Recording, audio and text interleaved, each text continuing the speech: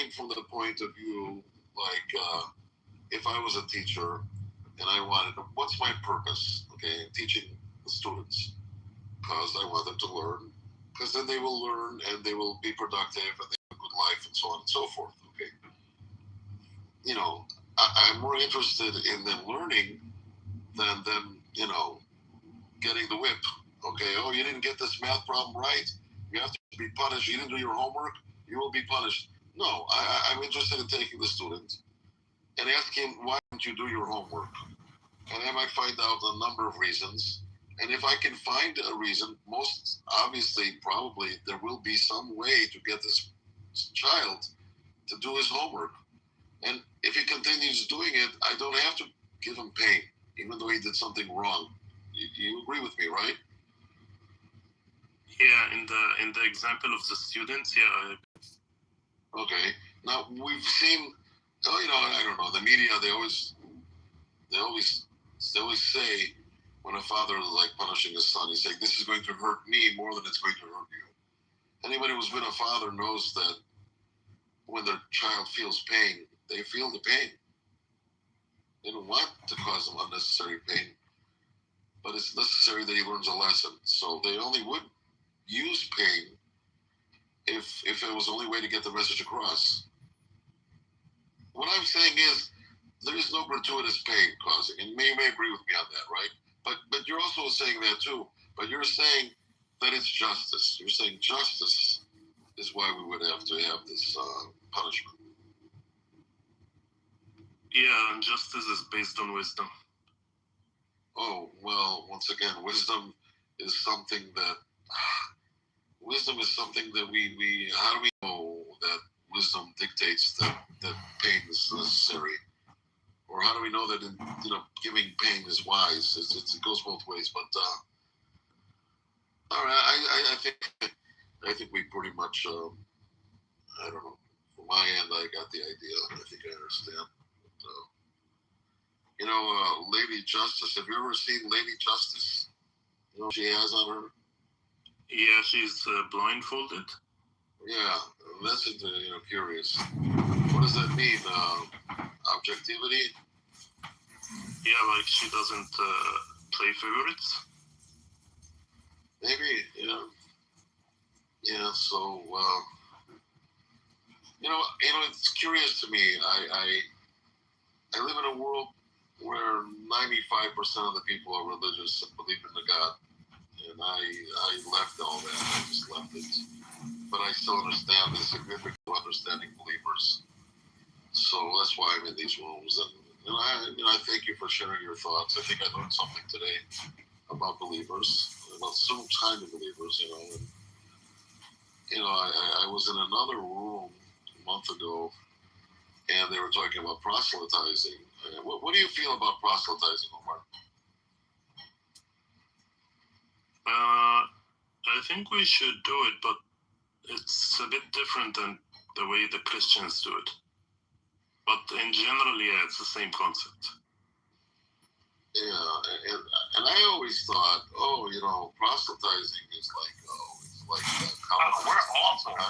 Oh my God, Christians are the worst. But I didn't understand. By far. Oh, that? Oh my God, it's raining cats and dogs over here. Unbelievable. I can't tell if it's rain or if it's like bombs. What the hell's this all about? Guess I'm not going to go to the store right now.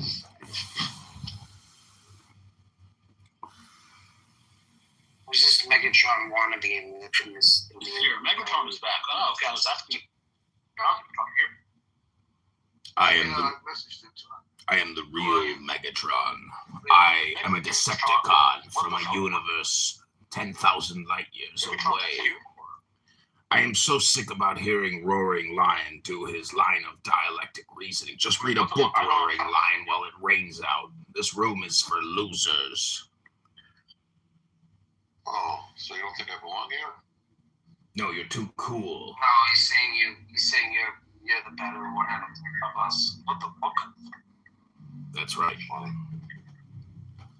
Well, I don't know what to say. You've already said too much. Just read a book and go to the gym, fatty. So, sir, Vienna, I want you to explain something. I want you to explain something to me in the best, most coherent way. Yes, sir. And I don't need you to be slipping up and like making shit up. Sure, sir. Okay. So when Jesus, when he resurrected, right?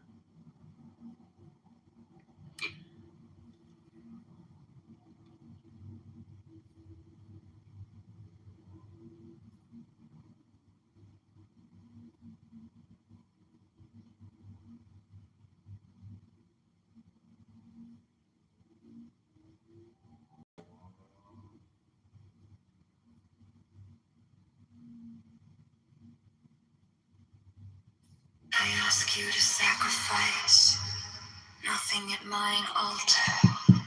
I am the God who giveth all. 21 life, love, force, fantasy, fire. These do I bring you.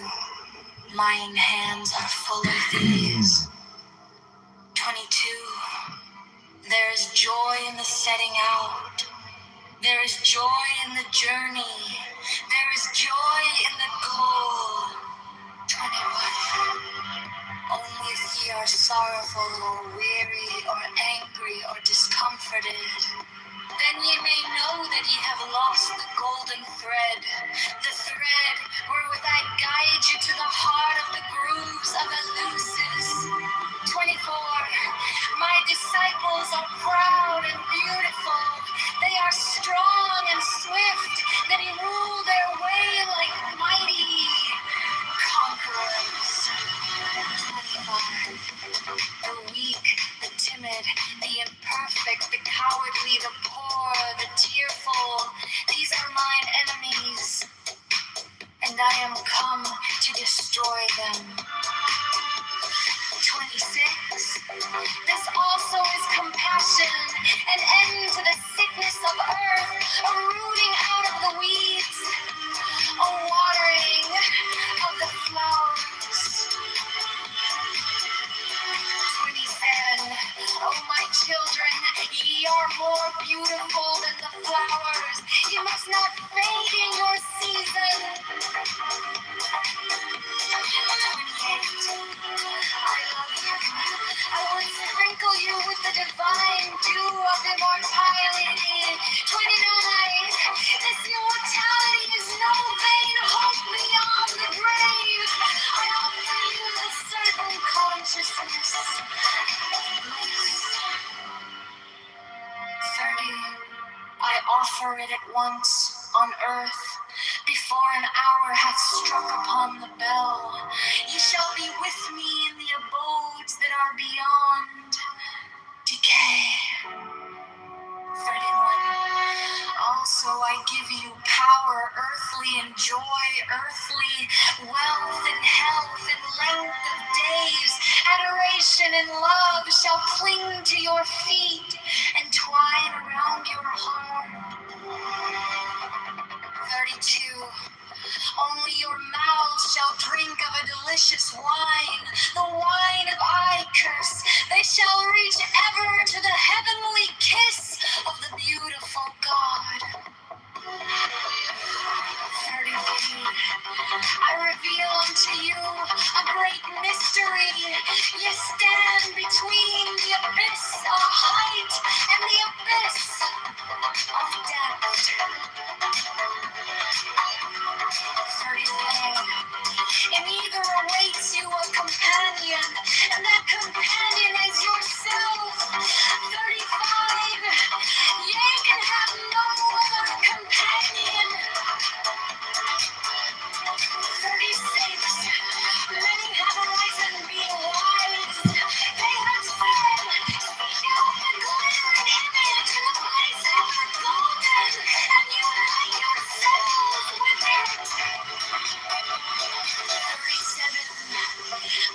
have arisen being foolish. They have said, stoop down unto the darkly splendid world and be wedded to that blind creature of the slime. 30 days. I who am beyond wisdom and folly, arise and say unto you, achieve both weddings. Unite yourselves with both. 59. Beware, beware, I say, lest ye seek after the one and lose the other. 40. My adepts stand upright, the head above the heavens, the feet below the heavens.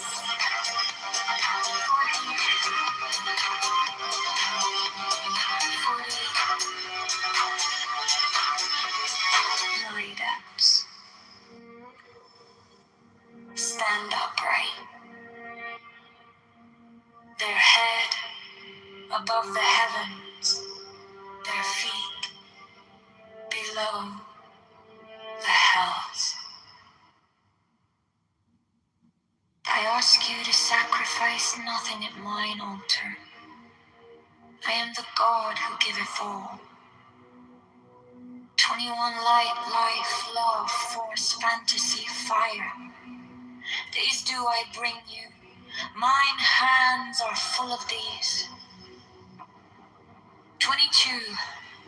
There is joy in the setting out. There is joy in the journey. There is joy in the goal. 23. Only if ye are sorrowful or weary or angry or discomforted, then ye may know that ye have lost the golden thread, the thread wherewith I guide you to the heart of the groves of Eleusis.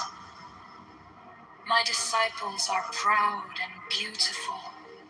They are strong and swift. They rule their way like mighty conquerors. 25. The weak, the timid, the imperfect, the cowardly, the poor, the tearful, these are mine enemies. And I am come to destroy them. 26. This also is compassion, an end to the sickness of earth, a rooting out of the weeds, a watering of the flowers. 25. Oh, my children, ye are more beautiful than the flowers. Ye must not fade in your season. 28. I love you. I would sprinkle you with the divine dew of immortality. 29. This immortality is no vain hope beyond the grave. I offer you the certain consciousness of bliss. 30. I offer it at once on earth. Before an hour had struck upon the bell, ye shall be with me in the abodes that are beyond decay. 31. Also, I give you power, earthly joy, earthly wealth, and health, and length of days, adoration and love shall cling to your feet and twine around your heart. 31. Your mouths shall drink of a delicious wine, the wine of Iacus. They shall reach ever to the heavenly kiss of the beautiful God. 31. I reveal unto you a great mystery. Ye stand between the abyss of height and the abyss of depth. 31. In either awaits you a companion, and that companion is yourself. 31. You can have no other companion. 31. Many have arisen, being wise. They have said, seek out the glittering image in the place ever golden, and unite yourselves with it. 30 then. Many have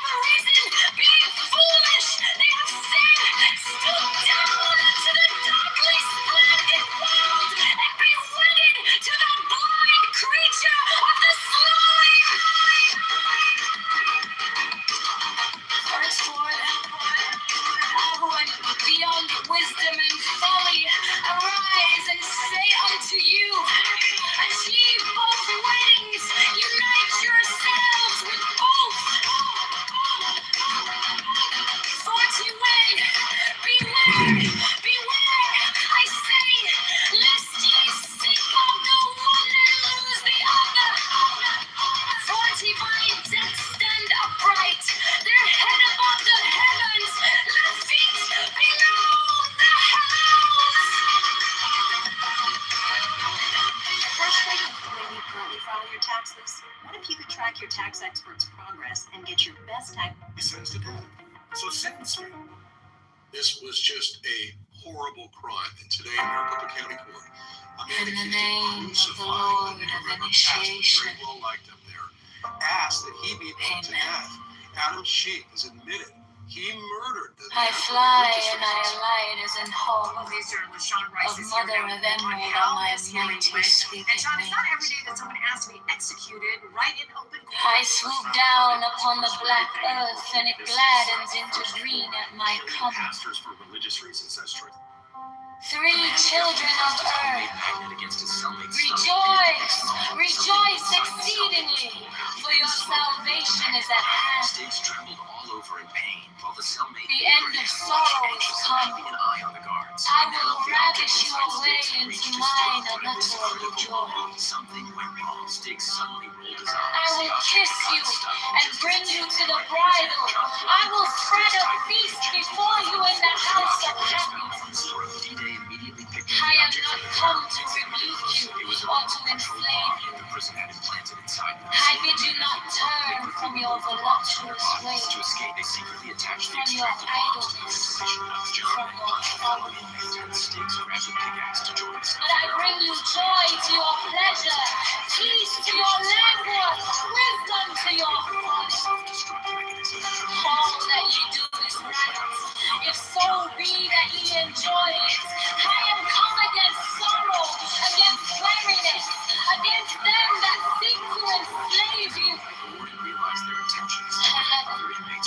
I pour you lusty wine that giveth you delight both at the sunset and the dawn. Come with me, and I will give you all that is desirable upon the earth. Because I give you that of which earth and its joys are but as shadows. They flee away, but my joy abideth even unto the end. I have hidden myself beneath a mask. I am a black and terrible God. With courage, comfort, and fear shall ye approach me. Ye shall lay down your heads upon my altar, expecting the sweep of the sword. But the first kiss of love shall be radiant on your lips, and all my darkness and terror shall turn to light and joy. Only those who fear shall fail. Those who have bent their backs to the yoke of slavery until they can no longer stand upright.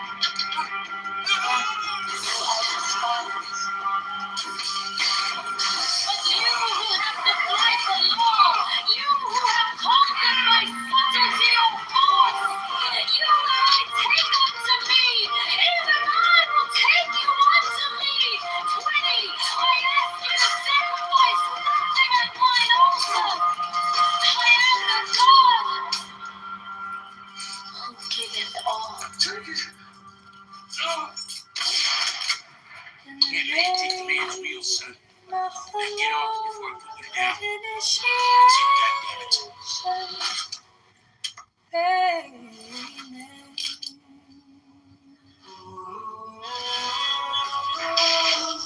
This soldier pretended to be dead and hid And among I a pile of fly corpses. The and Germans I wanted to make sure alight as that an no one hawk survived, so they of kept mother firing of bullets into the bodies of emerald on fallen my soldiers mighty again and again, but somehow, by pure luck, the officer sweeping survived. As soon as the German army left the area, he slowly crawled out from the pile of I dead bodies. swoop Right in front of him, down inside a ruined upon the building, 2 Nazi black officers were impatiently and getting it ready to take him out. The gladdens officer into quietly picked up a green rifle at and aimed at his my target. He was coming. just about to pull the trigger when suddenly someone shouted from behind and stopped him. He turned around and realized he wasn't Three able to see children what of he attempted. Another soldier was hiding there too. The soldier was like, if you fire like that, Rejoice exceedingly, for your salvation is at hand. But again, wait, take my rifle. He loaded the remaining 5 bullets into the rifle and handed it to the officer. Now the officer aimed again, but he got confused about who to I shoot will first. He ravish turned to the you soldier away and asked, who into should I shoot first? The soldier replied, wait for a loud explosion. The sound of the gunshot gets hidden. Meanwhile, the Nazi officers were busy bathing. Only their heads were visible above the water. And bring you to the ground. I will spread a feast before you in the Looking for my house heels. of happiness. Towards him without a easy physical touch. I am not come to rebuke you, I just blocked him to with the enslave fact that he touched me and I didn't back away.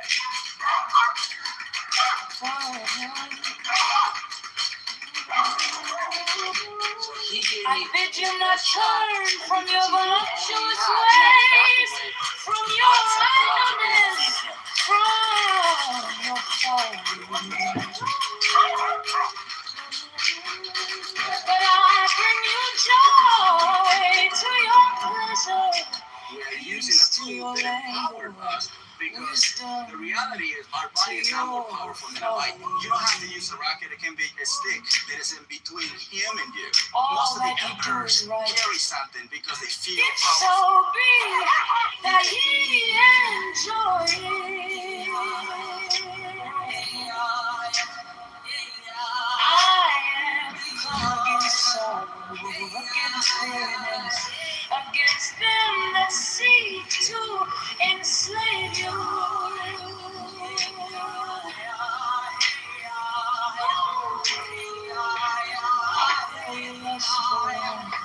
That giveth you delight both at the sunset and the dawn.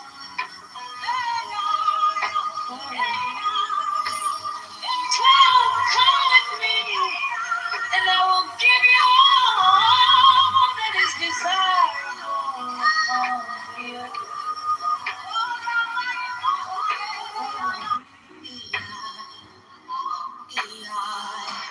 Because I give you that of which earth and its joys are but a shadow. 86 years old, you know, the famous TV stars. Wow. Yeah, he's out of the hospital, I believe, in Hawaii. They flee away, but my joy abideth in Type the alphabet from Z to A backwards.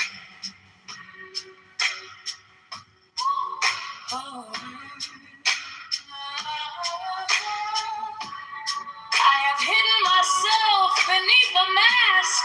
I am a black and terrible God.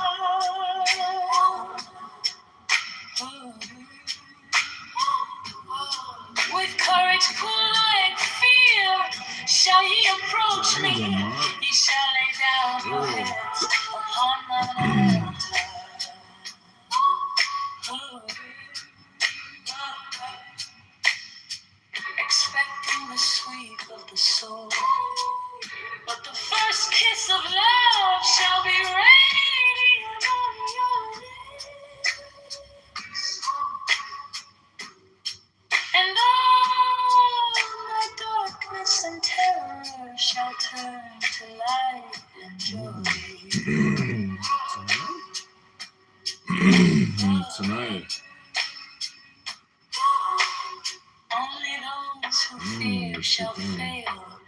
Those who have bent their backs to the yoke of slavery until they can no longer stand upright. Them will I despise. But you who have defied the law, you who have conquered by subtlety and force, you will I take unto me. Even I will take you unto me. 20 I ask you to sacrifice, nothing at mine altar. I am the God who giveth all.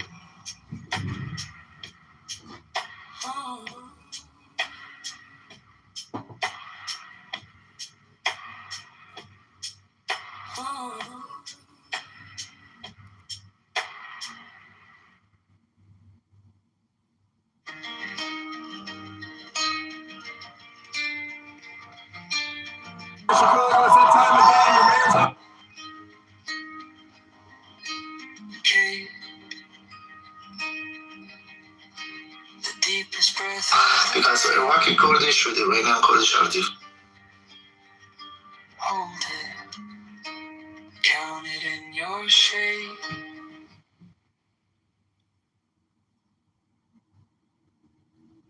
Powerful war song of Megatron, the supreme master and commander of the known light universe.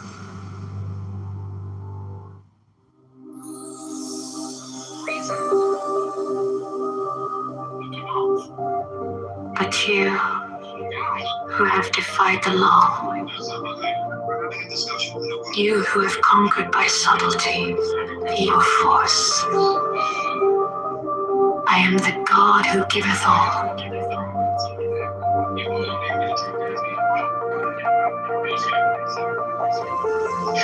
20 I ask you to sacrifice.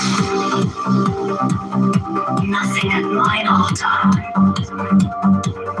I am the God who giveth all. 20 with my life. They take it for granted, don't they, right? Yeah, they should have something done to them, bro. How fucking low IQ they are. I'll leave that for you. I think it took the 40 grams today, bro. Yeah. You're funny. Moderators, this is Megatron. You gentlemen, It's John. It's John. gentlemen, I am a Decepticon from a faraway Guy's galaxy. in love with me. It's like fucking. He's like. What's his name? What's the guy's name again? Megatron. Regal. Him and Regal. Regal Love with me. never put me in the same category as Regal. How dare you? How dare you put Regal me can in make all this? the rooms he wants. Let him make all the rooms he wants. Regal. Bro, you're the OG, man. Of course he's entertaining me. He's the OG for people who like to waste their time and help people who can't read books so good and stuff, like the Derek Zoolander nonprofit charity. He copied your name, Megatron. Why did he take your name, man? I did not copy his name. I am Megatron Ultra. He is Megatron Prime. Yeah, you see? There's you. So it'd be better if there's an Megatron. How's it going, my brother? So, my brother? Severin, did you say you took 40 milligrams of cannabis THC? Fuck yeah, sir. Fuck yeah. Have you thought about going to an acting coach or a voice lesson It's just teacher? that when you kick up on it, it always gets underneath. Oh, you're talking about Oh, underneath really? like Always this? does that? When you kick the can, it always does that? I didn't know that, bro. Not that it looks, you know what? Not that it's. I have no way to screw it into. I'm afraid that the things will go in there. All right, screw it into. You're talking about screwing into. Let me finish this. You see, Severin, he's at work. I don't like the middle there. It's gonna get caught on. He's a construction site manager, part-time Bible bibliophobe. Don't forget to clean up and punch out. There's no overtime. Be sure to scream at them there's no overtime. Be sure to tell them there's no overtime.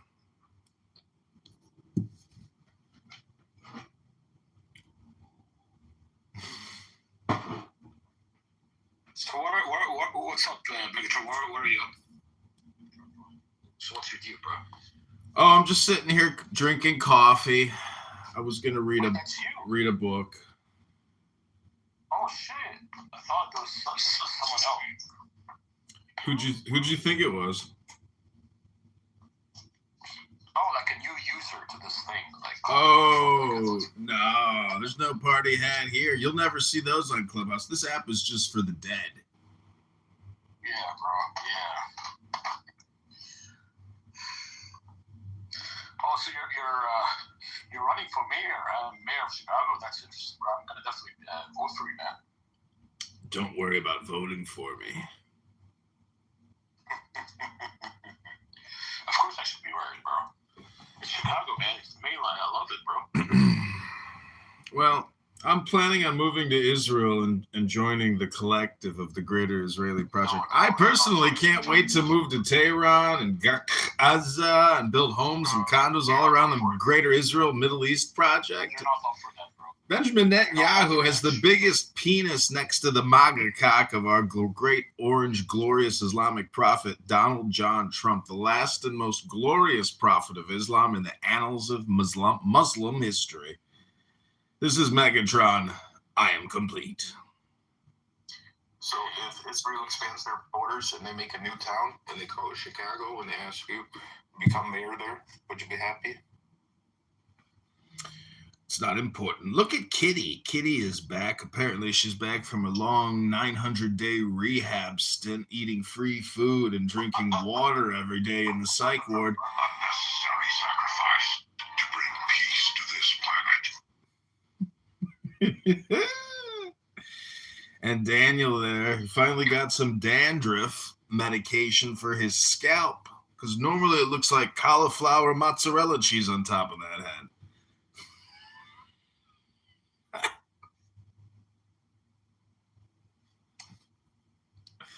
And just when all hope seemed lost, a message of a new discovery drew us to an unknown planet called Earth.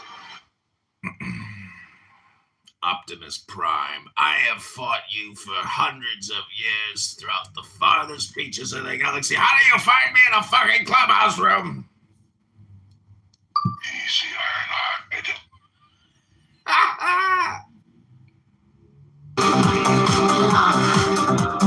Force, fantasy, fire. Your antics are amazing. That's not me. That's my, that's the John Kitover band. We're getting the band back together, boys. This do I bring you, my... Permission granted.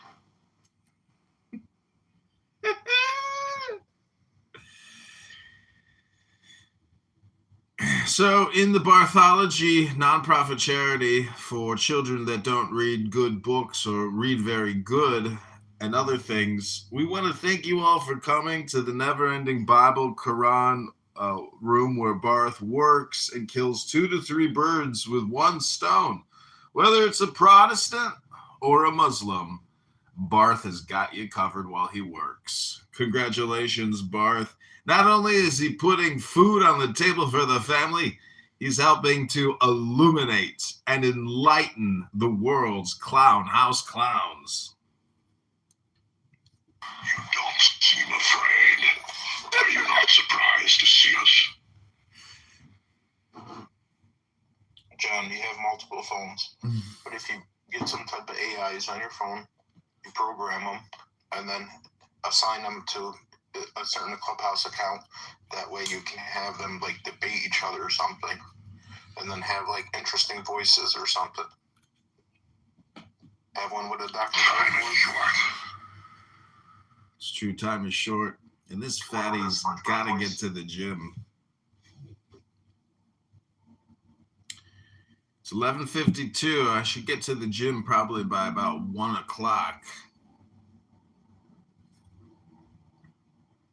But first, I'd like to read a book to you. Many people here on Clubhouse just talk all the time, incessantly, nonstop. They just talk. And then when you complain that they're talking too much, they say, it's a talking app. It's a conference call. What do you mean I can't come here to talk? Well, I say read a book, go to the gym, fatty. You're listening to the author. The author is talking to you through his words. The author. It's you and me, Megatron.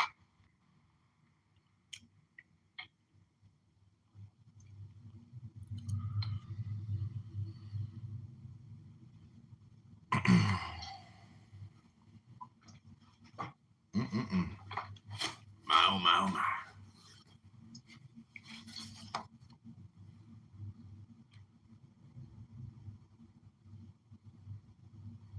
Look at this, page 251. The astral ascendant has been divined by other magi, who gave it the name of tourbillon, vortex. It is, say they, a current of specialized light, representing always the same circle of images, and consequently determined and determining impressions. These vortices exist for men as for stars. The stars, said Paracelsus, breathe out the luminous soul and attract each other's radiation. The soul of the earth, prisoner of the fatal laws of gravitation, frees itself by specializing itself and passes through the instinct of animals to arrive at the intelligence of man. The active portion of his will is dumb here on Clown House, but it preserves in writing the secrets of nature. The free part can no longer read this fatal writing without instantaneously losing its liberty. One does not pass from dumb and vegetative contemplation to free vibrating thought without changing one's surrounding and one's organs. Thence comes the forgetfulness which accompanies birth and the vague reminiscences of our sickly intuitions, always analogous to the visions of our ecstasies and of our dreams. This revelation of that great master of occult medicine throws a fierce light on all the phenomena of somnambulism and divination. There also, for whoever knows how to find it, is the true key of evocation and of communication with the fluidic soul of the earth. Those persons whose dangerous influence makes itself felt by a single touch are those who make part of a fluidic association, or who either voluntarily or involuntarily make use of a current of astral light which has gone astray.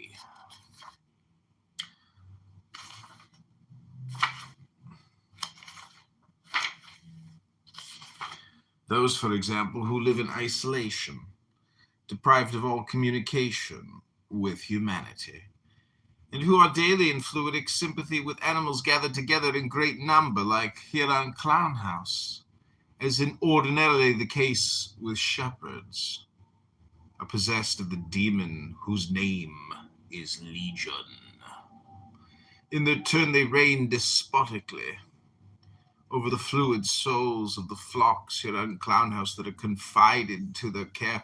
Consequently, the goodwill or ill will makes the cattle prosper or die. And this influence, animal sympathy, can be exercised by them upon human plastic mediums, which are ill-defended, owing either to a weak will or a limited intelligence. Thus are explained the bewitchments which are habitually made by shepherds.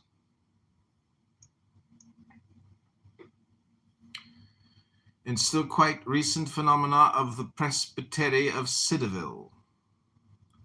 Kitover is a little village of Normandy, where a few years ago were produced phenomena, like those which have since occurred under the influence of Mr. Home. M. de Merville has studied them carefully, and M. Gougenet des Musset has reprinted all the details in a book published in 1854, entitled Moeurs et Pratiques des Démons. The most remarkable thing in this latter author is that he seems to divine the existence of the plastic medium, or the fluidic body. We have certainly not two souls, said he, but perhaps we have two bodies. Everything that he says, in fact, would seem to prove this hypothesis. He saw a shepherd whose fluidic form haunted a presbytery, and who was wounded at a distance by blows inflicted on his astral larva. We shall here ask of M. de Merville and Gougenet des Musset if they take this shepherd for the devil, and if far or near the devil, such as they conceive him, can be scratched or wounded. At that time in Normandy, the magnetic illness of mediums were hardly known, and this unhappy sleepwalker, who ought to have been cared for and cured, was roughly... I'm planning on moving to Israel and joining the collective of the greater Israel.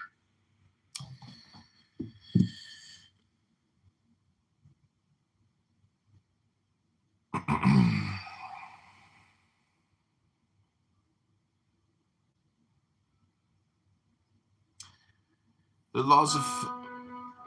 laws of physical life are inexorable, and in his animal nature, man is born a slave to fatality. It is by dint of struggles against his instincts that he may win moral freedom. Two different existences are then possible for us upon the earth, one fatal, the other free.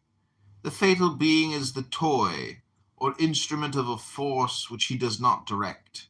Now, when the instruments of fatality meet and collide, the stronger breaks or carries away the weaker. Truly emancipated beings fear neither bewitchments nor mysterious influences. You may reply that an encounter with Cain may be fatal for Abel. Doubtless, but such a fatality is an advantage to the pure and holy victim. It is only a misfortune for the assassin.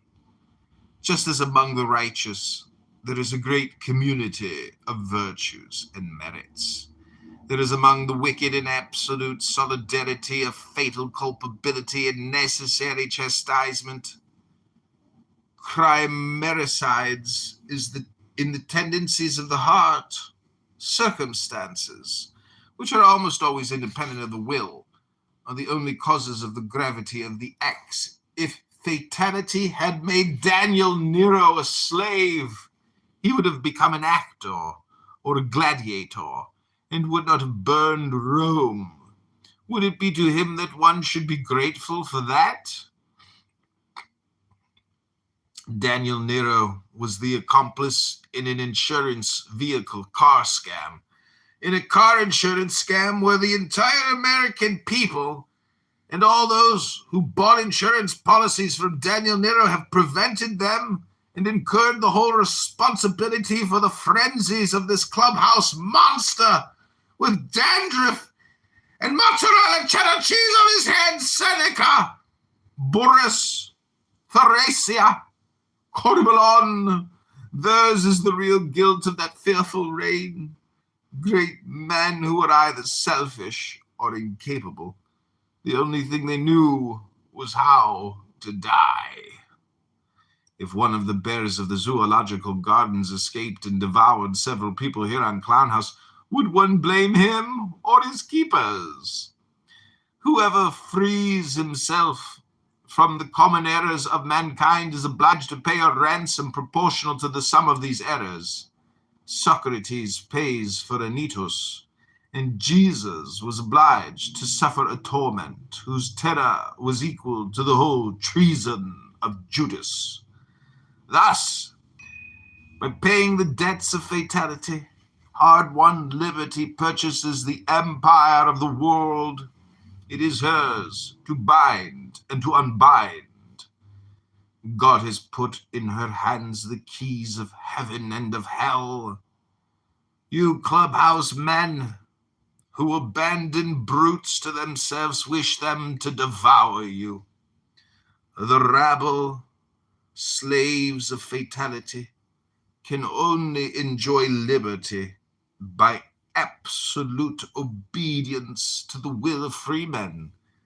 They ought to work for those who are responsible for them. But when the brute governs brutes, when the blind leads the blind, when the leader is as subject to fatality as the masses, what must one expect? What but the most shocking catastrophes? In that we shall never be disappointed. By admitting the anarchical dogmas of 1789, Louis XVI launched the state upon a fatal slope. From that moment, all the crimes of the revolution weighed upon him alone. He alone had failed in his duty. Robespierre and Marat only did what they had to do. Girondins and Montagnards killed each other in the workings of fatality, and the violent deaths were so many necessary catastrophes. At that epoch, there was but one great and legitimate execution, really sacred, really expiatory, that of the king. The principle of royalty would have fallen if that too weak prince had escaped, but a transaction between order and disorder was impossible. One does not inherit from those whom one murders. One robs them, and the revolution rehabilitated Louis XVI by assassinating him. After so many concessions, so many weaknesses, so many unworthy abasements, that man, consecrated a second time by misfortune, was able at least to say as he walked to the scaffold, "The revolution is condemned. I am always the King of France." To be just is to suffer for all those who are not just, but it is life. To be wicked is to suffer for oneself without winning life. It is to deceive oneself, to do evil, and to win eternal death. To recapitulate, fatal influences are those of death. Living influences are those of life. According as we are weaker or stronger in life, we attract or repel witchcraft.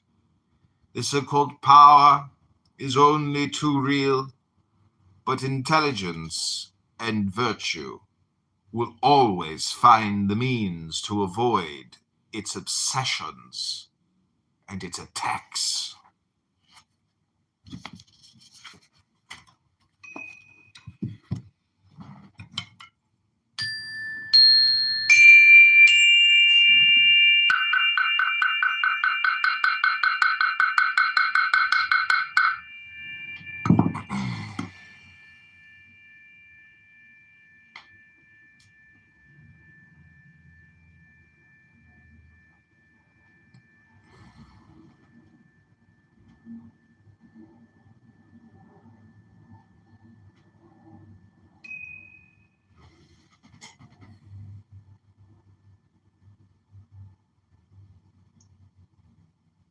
Well, good Shabbos, everybody. Rabbanu Shalom. This is another Megatron production brought to you by Ultra Megatron, leader of the Decepticons, here battling that annoying bastard Optimus Prime and his stupid Transformers.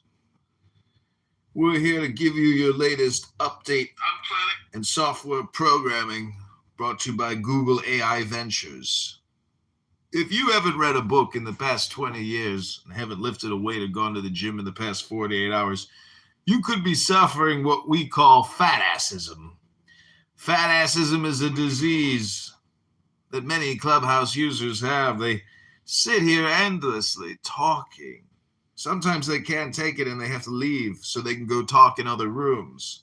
They simply can't use this app like an audiobook. They have to be talking all the time, endlessly. Talking. When they should be shampooing that conditioner into their scalp with the medicated dandruff serum. You hear me, Daniel? Go clean your glasses. They got cheese gunk stuck in them. You can't even see out of those bifocals.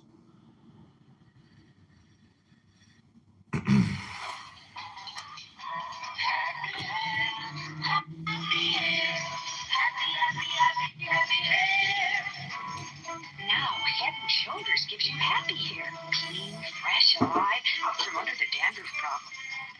Your hair will be clean, really clean. Because Head and Shoulders is the most effective dandruff shampoo you can buy. happy way. Happy? You've never had it so happy until you've used Head and Shoulders, the shampoo that has everything. Effective dandruff control with just regular shampoo. And the clean, fresh, alive feeling you've always wanted. Head and Shoulders gives you the look you've always looked for. Happy hair, happy hair, happy, happy, happy, happy hair. Happy hair? Sure, with Head and Shoulders, the one dandruff you've always looked for. Happy hair, happy hair, happy, happy, happy hair, happy hair, happy hair, happy hair, happy hair, happy hair, happy hair, happy. Thank you for playing that commercial intermission. We hope that our listeners take note, because guess what? Advertising works because it's all programming. Okay, this is chapter 4, Mysteries of Perversity. Human equilibrium is composed of two attractions, one towards death, the other towards life. Fatality is the vertigo which drags us to the abyss. Liberty is the reasonable effort which lifts us above the fatal attractions of death. What is mortal sin? It is apostasy from our own liberty. It is to abandon ourselves to the law of inertia.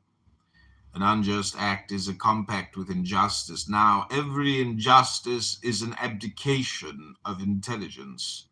We fall from that moment under the empire of force, whose reactions always crush everything which is unbalanced. The love of evil and the formal adhesion of the will to injustice are the last efforts of the expiring will. Man, whatever he may do, is more than a brute, and he cannot abandon himself like a brute to fatality. He must choose. He must love.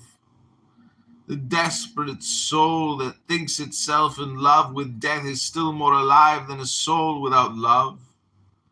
Activity for evil can and should lead back a man to good by counterstroke and by reaction. The true evil, for that for which there is no remedy, is inertia.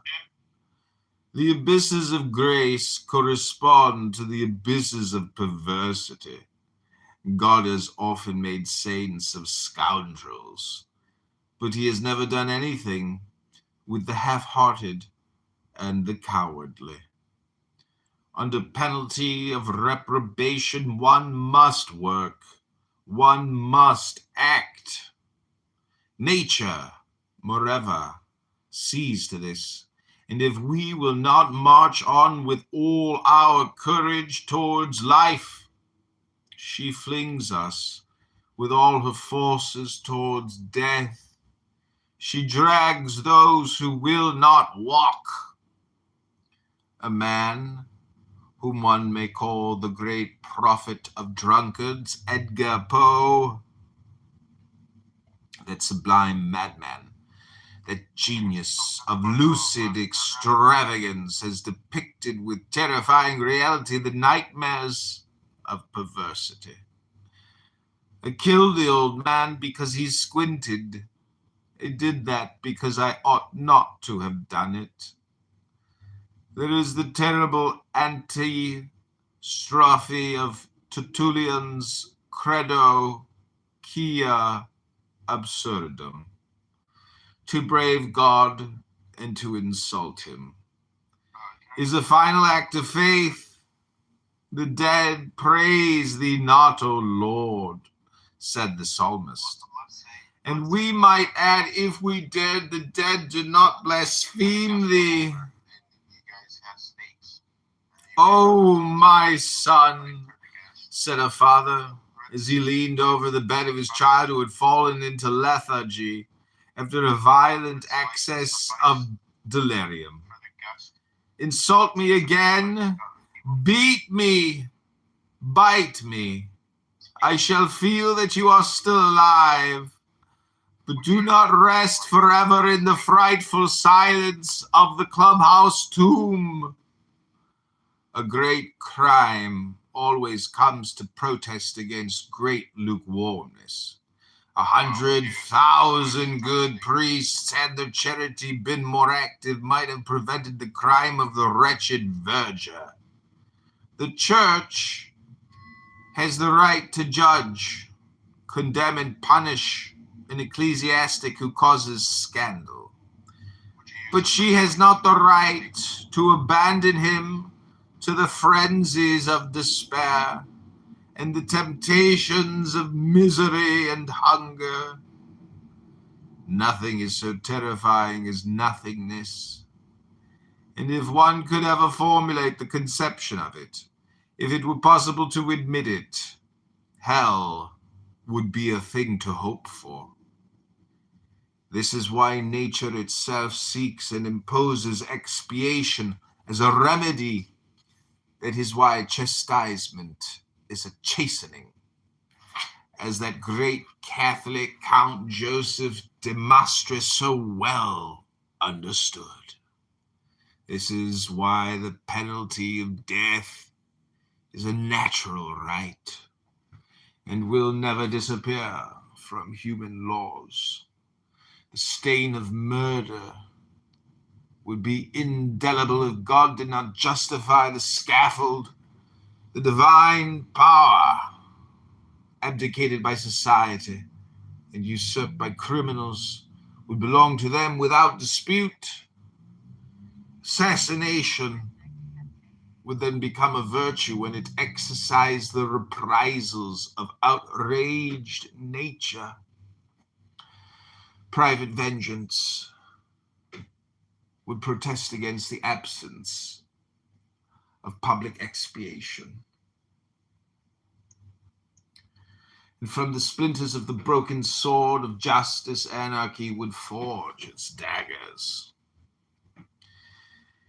If God did away with hell, men would make another in order to defy him, said a good priest to us one day. He was right, so he created Clubhouse, and it is for that reason that hell is so anxious to be done away with. Emancipation from Clubhouse is the cry of every vice. Emancipation of murder by the abolition of the pain of death. Emancipation of prostitution and infanticide by the abolition of marriage. Emancipation of idleness and rapine by the abolition of property. So revolves the whirlwind of perversity until it arrives at the supreme and secret formula. Emancipation of death by the abolition of life. It is by the victories of toil. It is by the victories of toil that one escapes from the fatalities of sorrow. What we call death is but the eternal parturition of nature. Ceaselessly she reabsorbs and takes again to her breast all that is not born of the spirit. Matter, in itself inert, can only exist by virtue of perpetual motion, and spirit, naturally volatile, can only endure by fixing itself. Emancipation from the laws of fatality by the free adhesion of the spirit to the true and good. What the gospel calls the spiritual birth, the reabsorption into the eternal bosom of nature, is the second death. Unemancipated beings are drawn towards this second death by a fatal gravitation. The one drags the other, as the divine Michelangelo has made us see so clearly in his great picture of the Last Judgment.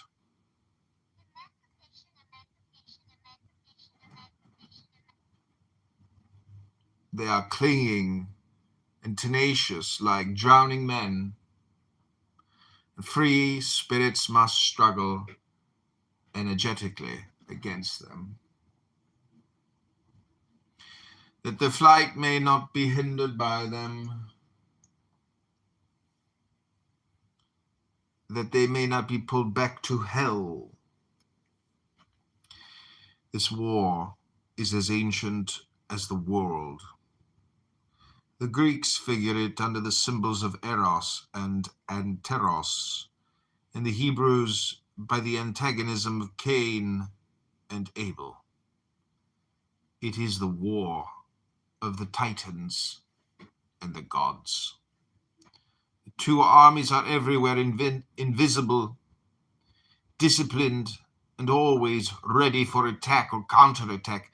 Simple-minded folk on both sides, astonished at the instant and unanimous resistance that they meet, begin to believe in vast plots cleverly organized in hidden, all-powerful societies. Eugene Sue invents Rodin. Churchmen talk of the Illuminati and of the Freemasons. Ronsky dreams of his bands of mystics, and there is nothing true and serious beneath all that but the necessary struggle of order and disorder, of the instincts and of thought. The result of that struggle is balance and progress, and the devil always contributes, despite himself, to the glory of Saint Michael. Physical love is the most perverse of all fatal passions. It is the anarchist of anarchists. It knows neither law, duty, truth, nor justice. It would make the maiden walk over the corpses of her parents. It is an irrepressible intoxication, a furious madness. It is the vertigo of fatality, seeking new victims. The cannibal drunkenness of Saturn, who wishes to become a father in order that he may have more children to devour. To conquer love is to triumph over the whole of nature. To submit it to justice is to rehabilitate life by devoting it to immortality. Thus, the greatest works of the Christian revelation are the creation of voluntary virginity and the sanctification of marriage. While love is nothing but a desire and an enjoyment, it is mortal. In order to make itself eternal, it must become a sacrifice, for then it becomes a power and a virtue. It is the struggle of Eros and Anteros, which produces the equilibrium of a world. Everything that overexcites sensibility leads to depravity and crime. Tears call for blood. It is with great emotions as with strong drink. To use them habitually is to abuse them. Now, every abuse of the emotions perverts the moral sense. One seeks them for their own sakes. One sacrifices everything in order to procure them for oneself. A romantic woman will easily become an Old Bailey heroine. She may even arrive at the deplorable and irreparable absurdity of killing herself in order to admire herself and pity herself in seeing herself die. Romantic habits lead women to hysteria and men to melancholia. Manfred, Renee, Lelia are types of perversity, only the more profound in that they argue on behalf of their unhealthy pride and make poems of their dementia.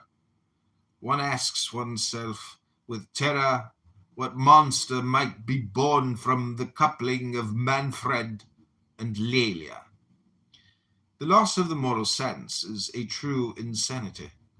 The man who does not, first of all, obey justice no longer belongs to himself. He walks without a light in the night of his existence.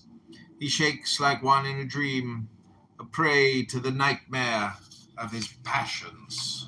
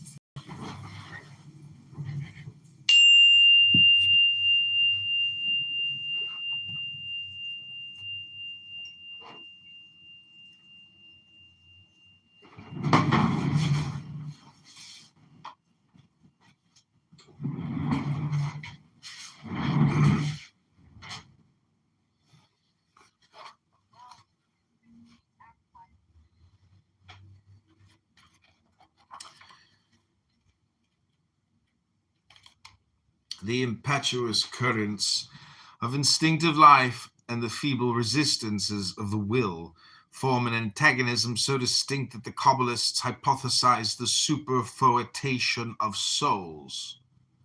That is to say, they believed in the presence in one body of several souls who disputed with each other and often seek to destroy it. Very much as the shipwrecked sailors of the Medusa, when they were disputing the possession of the too small raft sought to sink it.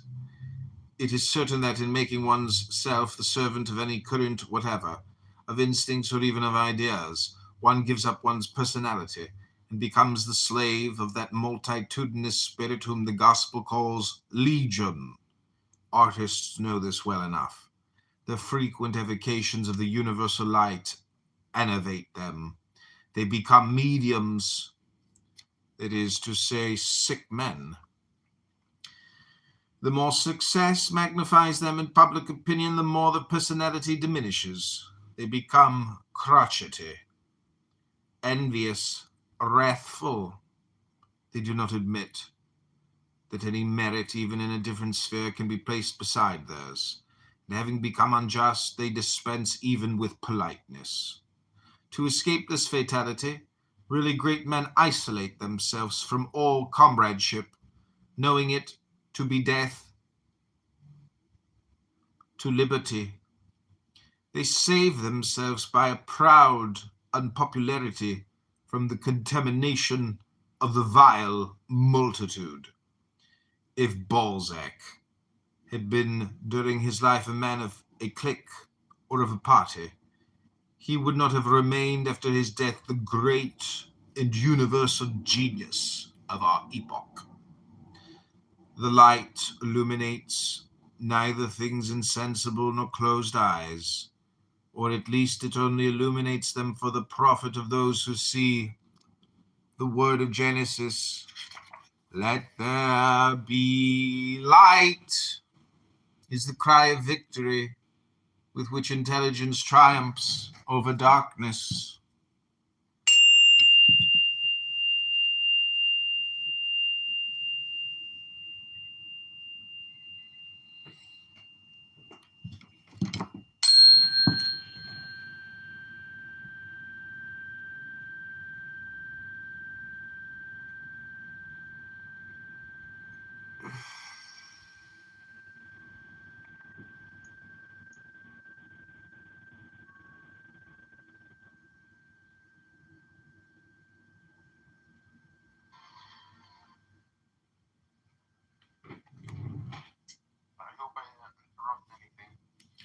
This word is sublime, in effect, because it expresses simply the greatest and most marvelous thing in the world, the creation of intelligence by itself. When calling its powers together, balancing its faculties, it says, "I wish to immortalize myself with the sight of the eternal truth. Let there be light, and there is light, light, eternal as God. begins every day for all eyes that are open to see it. Truth will be eternally the invention and the creation of genius. It cries, "Let there be light." And genius itself is because light is eternal. Genius contemplates truth as its work because it is the victor of light. And immortality is the triumph of light, because it will be the recompense and crown of genius. But all spirits do not see with justness, because all hearts do not will with justice. There are souls for whom the true light seems to have no right to be. They content themselves with phosphorescent visions, abortions of light, hallucinations of thought, and loving these phantoms fear the day which will put them to flight, because they feel that the day not being made for their eyes, they would fall back into a deeper darkness. It is thus that fools first fear, then calumniate, insult, pursue, and condemn the sages. One must pity them and pardon them, for they know not what they do. True light rests and satisfies the soul. Hallucination, on the contrary, tires it and worries it. The satisfactions of madness are like those gastronomic dreams of hungry men which sharpen their hunger without ever satisfying it. Thence are born irritations and troubles, discouragements and despairs. Life is always a lie to us, say the disciples of Werther, and therefore we wish to die. Poor children, it is not death that you need, it is life. Since you have been in the world, you have died every day. It is from the cruel pleasure of annihilation that you would demand a remedy for the annihilation of your pleasures? No, life has never deceived you. You have not yet lived. What you have been taking for life is but the hallucinations and the dreams of the first slumber of death. All great criminals have hallucinated themselves on purpose. And those who hallucinate themselves on purpose may be fatally led to become great criminals. Our personal light, specialized, brought forth, determined by our own overmastering affection, is the germ of our paradise or of our hell. Each one of us, in a sense, conceives, bears and nourishes his good or evil angel. The conception of truth gives birth in us to the good genius. Intentional untruth hatches and brings up nightmares and phantoms.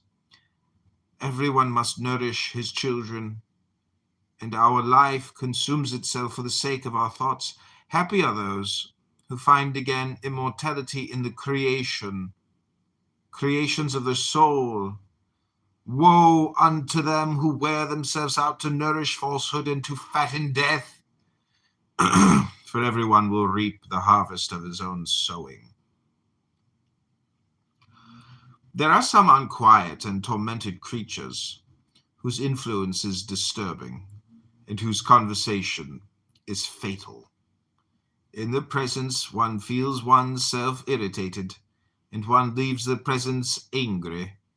Yet by a secret perversity, one looks for them in order to experience the disturbance and enjoy the malevolent emotions which they give us. Such persons suffer from the contagious maladies of the spirit of perversity. The spirit of perversity is always, for its secret motive, the thirst of destruction, and its final aim is the S word, the murder Elisabide, on his own confession, not only felt the savage need of killing his relations and friends, but he even wished, had it been possible, he said it in so many words at his trial, to burst the globe like a cooked chestnut. Lacenaire, who spent his days in plotting murders in order to have the means of passing his nights in ignoble orgies or in the excitement of gambling, boasted aloud that he had lived. He called that living, and he sang a hymn to the guillotine, which he called his beautiful betrothed, and the world was full of imbeciles who admired the wretch.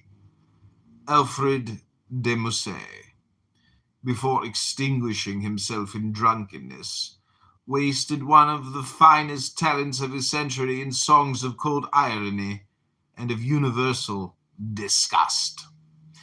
The unhappy man had been bewitched by the breath of a profoundly perverse woman who, after having killed him, crouched like a ghoul upon his body and tore his winding sheet. We asked one day of a young writer of the school what his literature proved.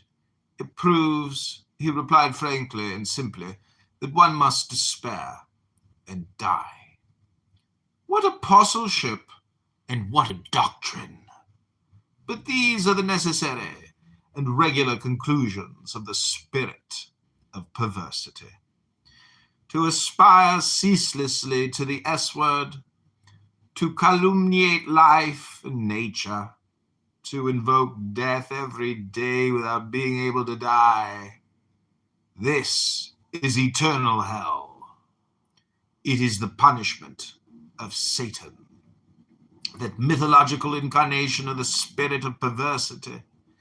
The true translation into French of the Greek word diabolos, or devil, is le, perverse, the perverse. It is a mystery which debauchees do not suspect. It is this: one cannot enjoy even the material pleasures of life, but by virtue of the moral sense. Pleasure is the music of the interior harmonies. The senses are only its instruments which sound false in contact with a degraded soul. The wicked can feel nothing because they can love nothing. In order to love, one must be good. Consequently, for them everything is empty, and it seems to them that nature is impotent, because they are so themselves. They doubt everything because they know nothing.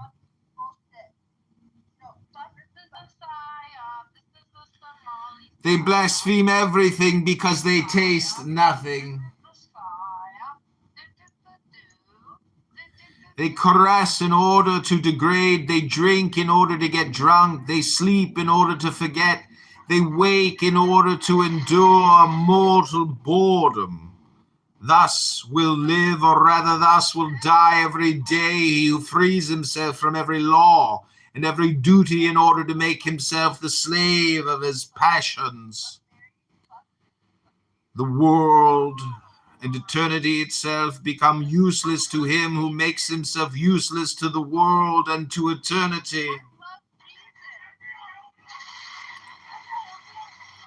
Our will, by acting directly upon our plastic medium, that is to say, upon the portion of astral life which is specialized in us and which serves us for the assimilation and configuration of the elements necessary to our existence, our will, just or unjust, harmonious or perverse, shapes the medium in its own image and gives it beauty in conformity with what attracts us.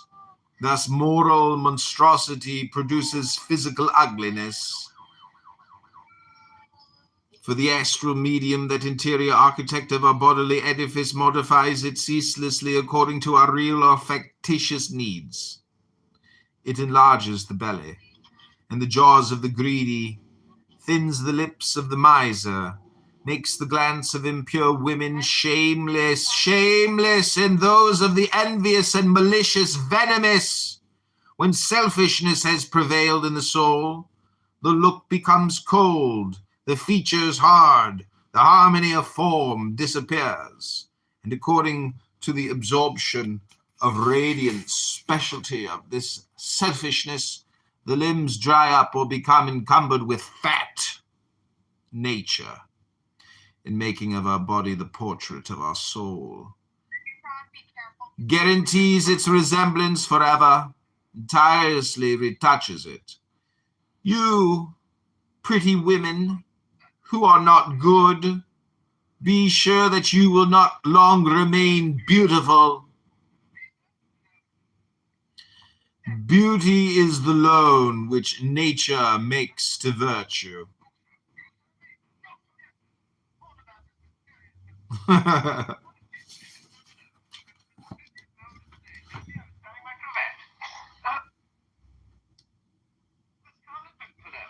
Sir Percival Blakeney, Baronet.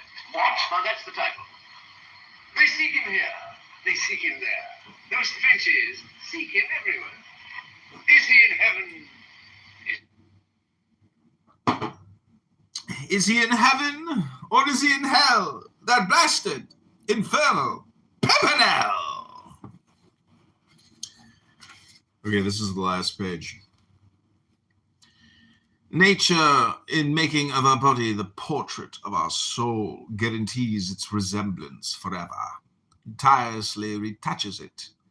You pretty women who are not good, be sure that you will not long remain beautiful. Beauty is the loan which nature makes to virtue. If virtue is not ready when it falls due, the lender will pitilessly take back her capital. Perversity, by modifying the organism whose equilibrium it destroys, creates at the same time a fatality of needs which urges to its own destruction, to its death. The less the perverse man enjoys, the more thirsty of enjoyment he is. Wine is like water for the drunkard. Gold melts in the hands of the gambler. Messalina tires herself out without being satiated. The pleasure which escapes them changes itself for them into a long irritation and desire. The more murderous are their excesses, the more it seems to them that supreme happiness is at hand. One more bumper of strong drink, one more spasm, one more violence done to nature. Ah! At last! Here is pleasure! Here is life! And their desire, in the paroxysm of its insatiable hunger, extinguishes itself forever in death.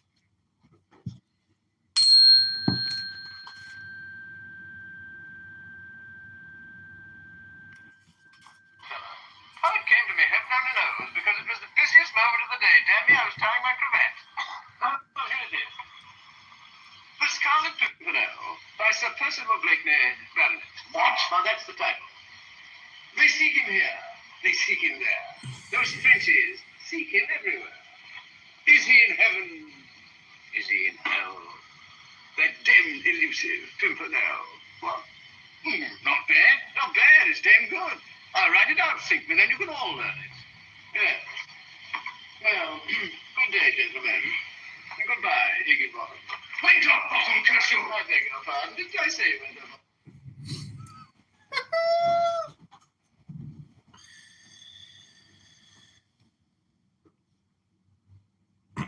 Okay, thanks. This has been a brief intermission of Megatron's normal, never-ending talking room. I actually read a book, and we had some people come in here who I would say have horrible ADHD. They can't actually concentrate on anything. They just ceaselessly, endlessly run their fucking mouths. They're the dumbest people maybe you've never met. Hello? John. Hello? John? Hello, John? John. In stereo too. Oh my god. one of you Megatrons has to go. Which one? Who will it be, John?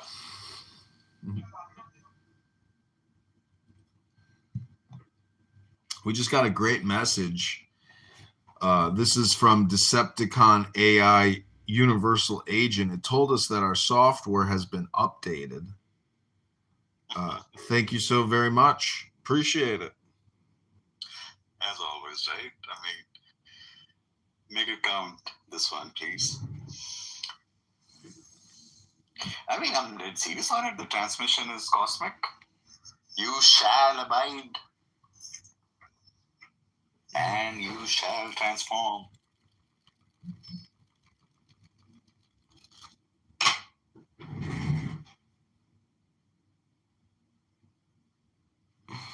Happy hair, happy hair, happy hair. Happy hair? Sure. Oh, With wow. Head and Shoulders, the one dandruff shampoo that really works. Unbelievable. We got ads on Clubhouse. Unbelievable. This has got to be like somebody's fantasy, man. I mean, I don't know. This has truly got to be. Happy hair, happy hair. Happy hair?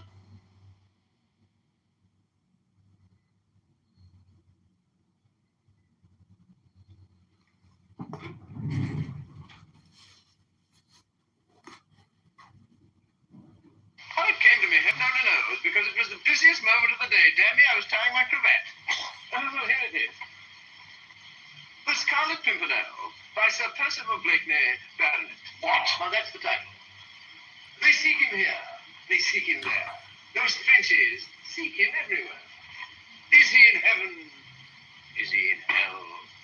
That damned elusive Pimpernel. What? Not bad. Not bad. It's damn good. I'll write it out, Sigmund, then you can all learn it. Yes. Well, good day, gentlemen. And goodbye, Higginbottom. Wait up, Bottom, curse you!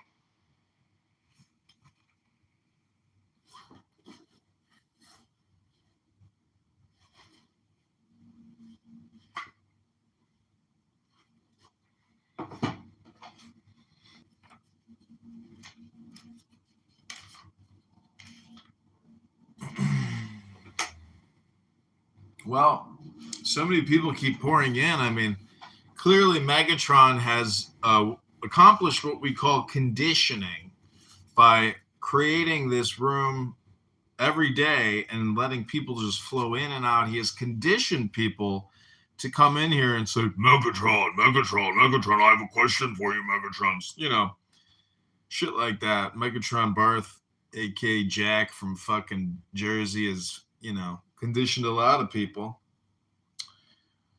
But we are reading a book. Many people here on Clubhouse just talk endlessly as if what they're even saying is comprehensible or complete. It's actually just borderline,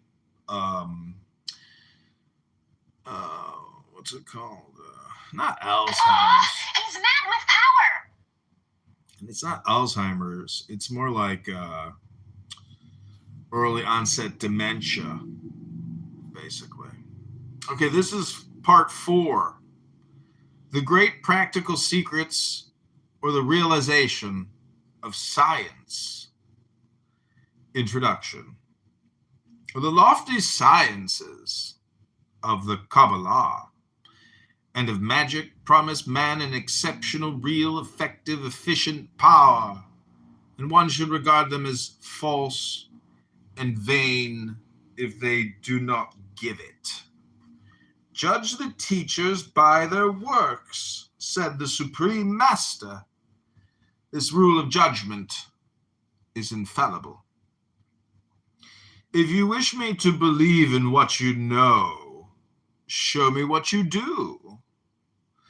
God, in order to exalt man to moral emancipation, hides himself from him and abandons to him after a fashion the government of the world. He leaves himself to be guessed by the grandeurs and harmonies of nature, so that man may progressively make himself perfect by ever exalting the idea that he makes for himself of its author. Man knows God only by the names which he gives to that being of beings. It does not distinguish him but by the images of him, which he endeavors to trace. He is then in a manner the creator of him who has created him. He believes himself the mirror of God, and by indefinitely enlarging his own mirage, he thinks that he may be able to sketch in infinite space the shadow of him who is without body, without shadow, and without space. Create God, to create oneself, to make oneself independent, immortal, and without suffering, there certainly is a program more daring than the dream of Prometheus. Its expression is bold to the point of impiety, its thought ambitious to the point of madness. Well, this program is only paradoxical in its form, which lends itself to a false and sacrilegious interpretation. In one sense, it is perfectly reasonable, and the science of the adepts promises to realize it and to accomplish it in perfection. Man, in effect, creates for himself a god, corresponding to his own intelligence and his own goodness.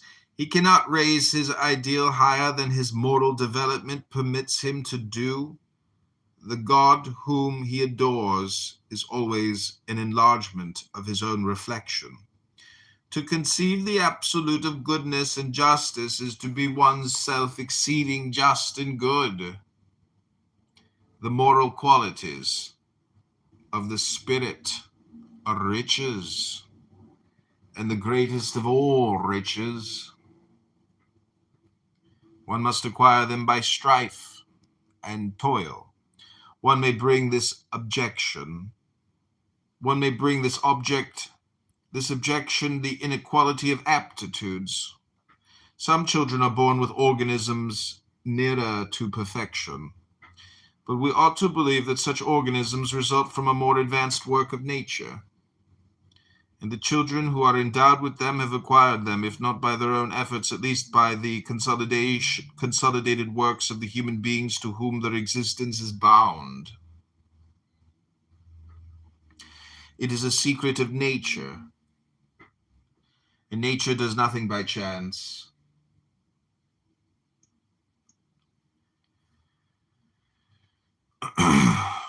The possession of more developed intellectual faculties, like that of money and land, constitutes an indefeasible right of transmission and inheritance.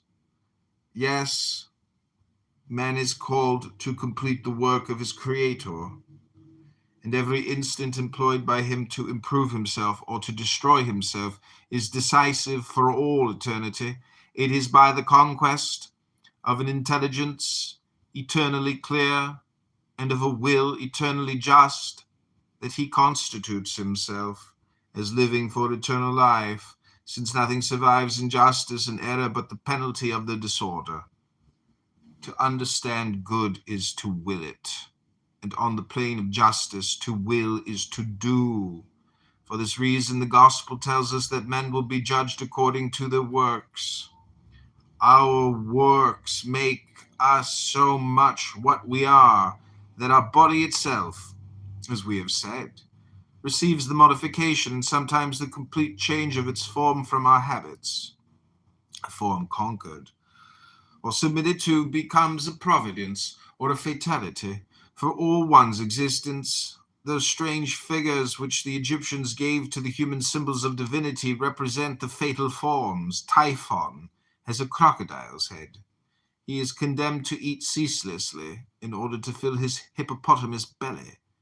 Thus he is devoted, by his greed and his ugliness, to eternal destruction. Man can kill or vivify his faculties by negligence or by abuse. He can create for himself new faculties by the good use of those which he has received from nature. People often say that the affections will not be commanded, that faith is not possible for all, that one does not remake one's own character. All these assertions are true only for the idle or the perverse. Your time is at an end. Your clubhouse hypnosis is over. One can make oneself faithful, pious, loving, devoted, when one wishes sincerely to be so. One can give to one's spirit the calm of justness, as to one's will the almighty power of justice. One can reign in heaven by virtue of faith, on earth by virtue of science. The man who knows how to command himself is king of all nature. We are going to state forthwith in this last book by what means the true initiates have made themselves the masters of life, how they have overcome sorrow and death, how they work upon themselves and others the transformation of Proteus, how they exercise the divining power of Apollonius, how they make the gold of Raymond, Lully, and Flamel, how in order to renew their youth they possess the secrets of Postel, the rearisen, and those alleged to have been in the keeping of Cagliostro.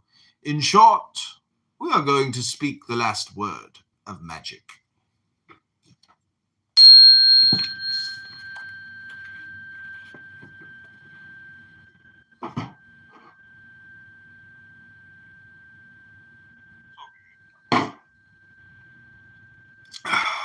What was that? So be it. So be it.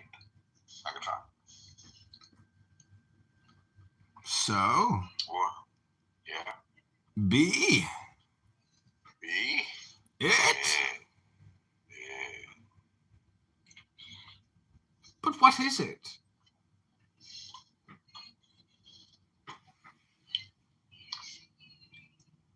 Just be it? Just be it. Deepak is another one. You see Deepak down there? He's another one that loves to talk endlessly.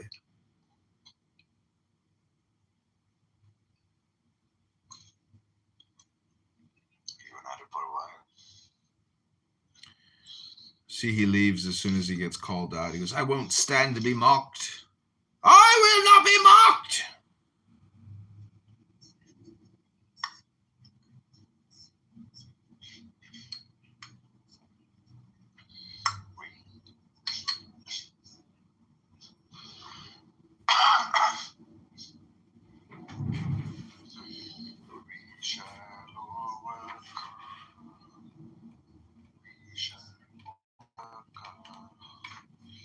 It's over, Megatron. Your time is up.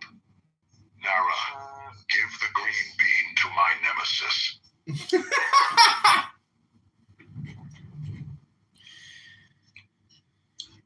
I think I'm going to hang on to the green bean for a while. It's not every day I get it. Today must be the right day.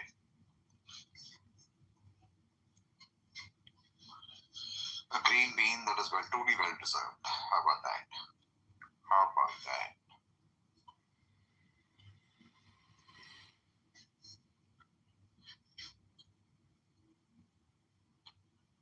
Stereo, you sound like Megatron.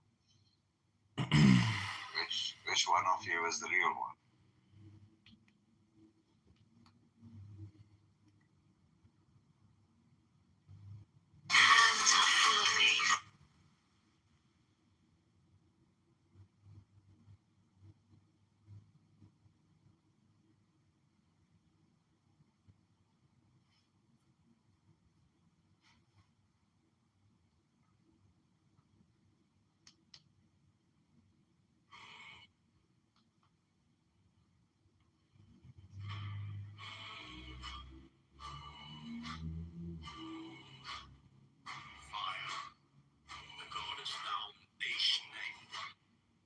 Frontal head and body like lemon, 3 arms are angled, so that brown palm aside, facing fingers meet above head, forming between thumbs and fingers, the ascending triangle. Dawn of Megatron. Megatron, the Supreme Master and Commander of powerful war song of Megatron, the Supreme Master and Commander of the gnome-like universe.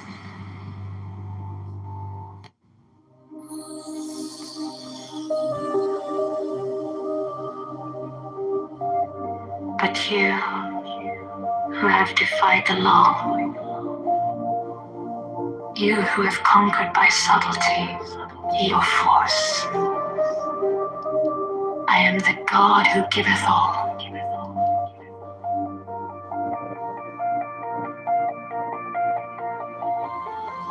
20 I ask you to sacrifice. Nothing at mine altar. I am the God who giveth all. 20 wavelengths. Life, love, force, fantasy, fire. These do I bring you. Mine hands are full of these. So I want to play for you a special little song that I arranged just for you. Man has the right to live by his own law, to live in the way that he wills to do, to work as he will, to play as he will, to rest as he will, to die when and how he will.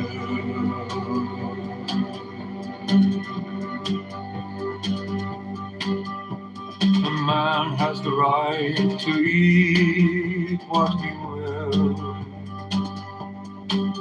to drink what he will, to dwell where he will, to move as he will on the face of the earth.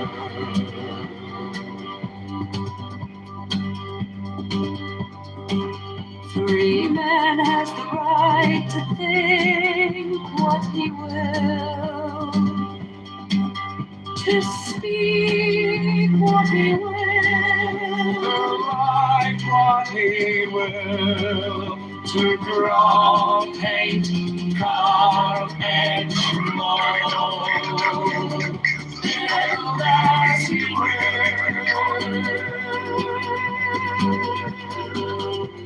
to dress as he will.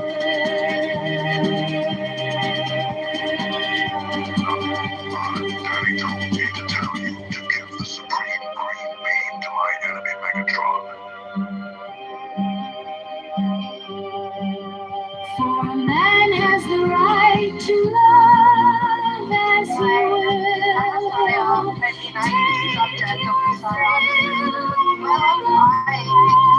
As he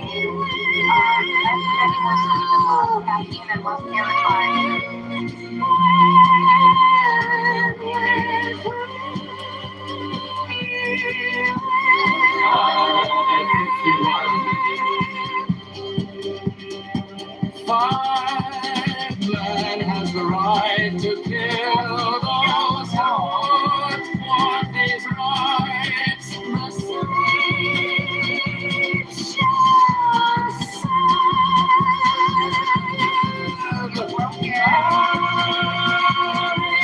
Safety out. Love is the law. Love and the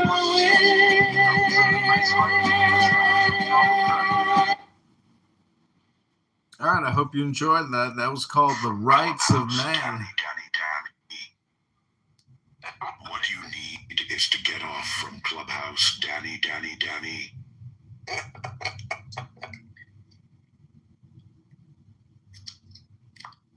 Thank you, Zed. Megatron or Megatron or whoever you are.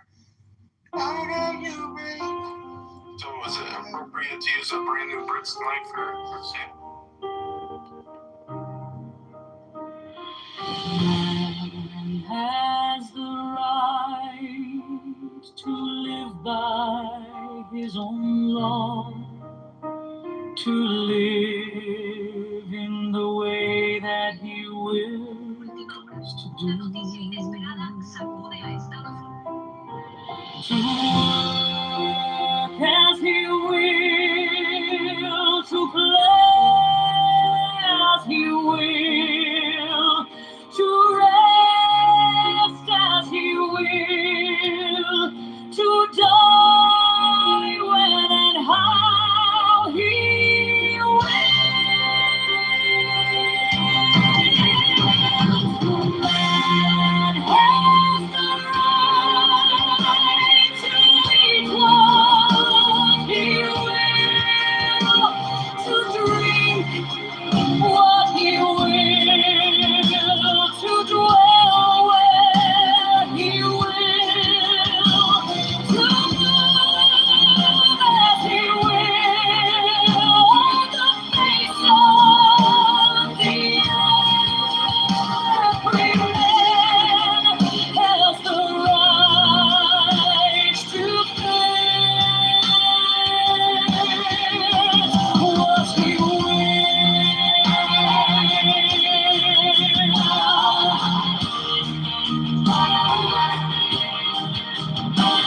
to speak what he will, to write what he will, to draw, carve and mold, build as he will, to press as he will, but man has the right to love as he will.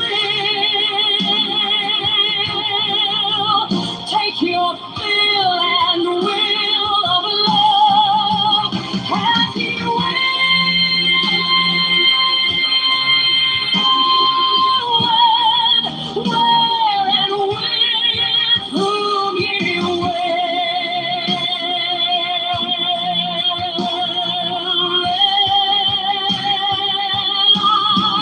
I think you are.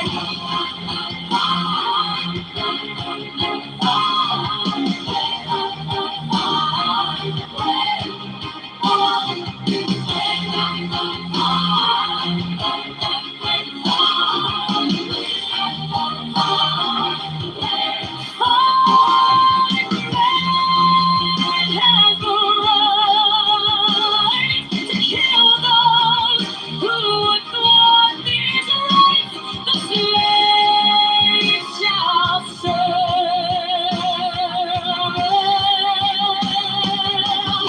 all 58.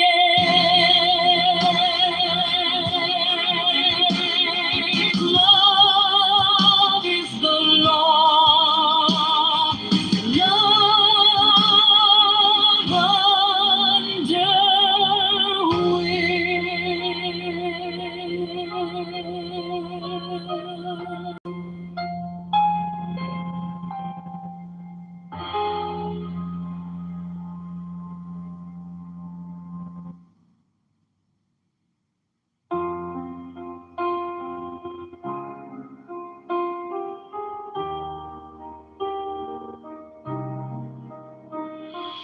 Man has the right to live by his own law, to live in the way that he wills to do, to work as he will, to play as he will, to rest as he will, to die when and how he will. Man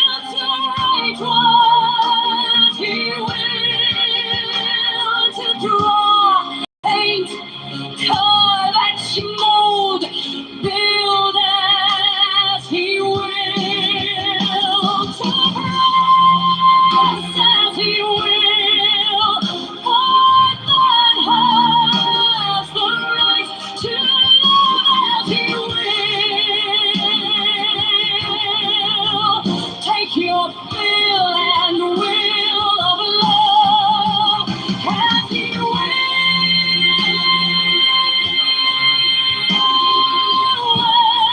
where and with whom he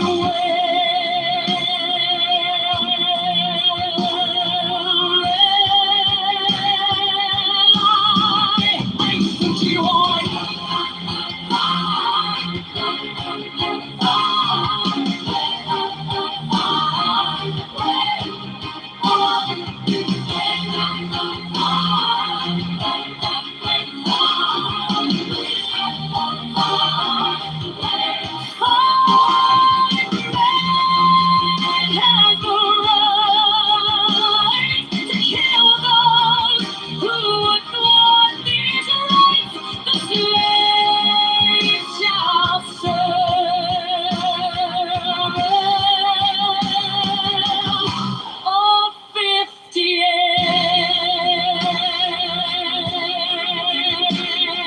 Love is the law. Love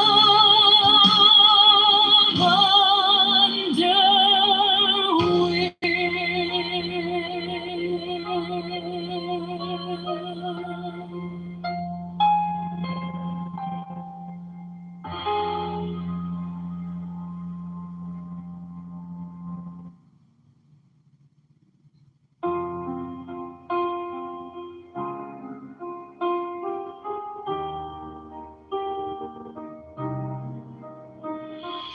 Man has the right to live by his own law, to live in the way that he wills to do,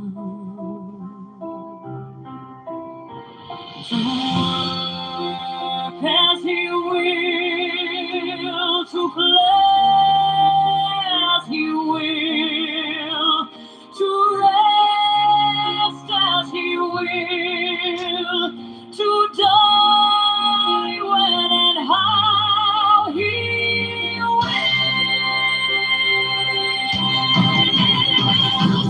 Man has the right to